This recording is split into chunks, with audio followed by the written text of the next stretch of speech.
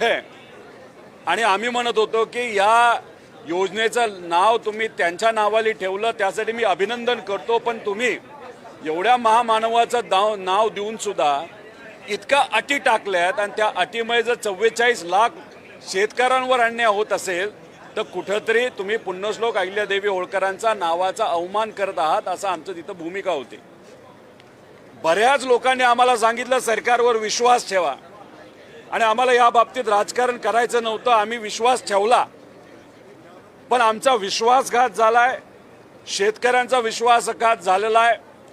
आज अधिवेशनाचा पहिला दिवस असला तरी इथं मी फक्त आलोय, सही करणार, तुमच्याशी बोललोय। उद्यापासून 30 तारखेपर्यंत मी अधिवेशनामध्ये येणार नाही। मराठवाड्यामध्ये आणि काही इतर जिल्ह्यांमध्ये जाऊन शेतकऱ्यांशी संवाद साधून 29 तारीख सोमवार आम्ही छत्रपती संभाजीनगरमध्ये खूप मोठं आंदोलन उभं करणार आहोत।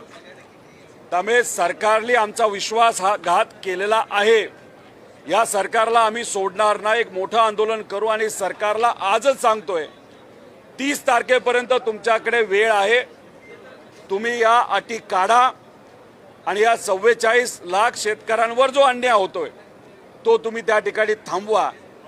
आणि असंच जर तुम्ही अपमान आणि अन्याय जर आमच्या शेतकऱ्यांवर करत राहणार तर हे तुम्हाला महागात पडेल। त्यामुळे 29 तारखेला छत्रपती संभाजीनगरमध्ये एक मोठा रास्ता रोको, एक मोठं आंदोलन हे आम्ही सर्वजण मिळून आमचा जो विश्वासघात केला आहे, शेतकऱ्याचा जो विश्वासघात केलेला आहे त्याच्या विरोधात त्या ठिकाणी आम्ही आंदोलन करणार आहोत आणि या शेतकऱ्यांच्या वतीने या सरकारला जाब विचारणार आहोत की हा अन्याय कशासाठी।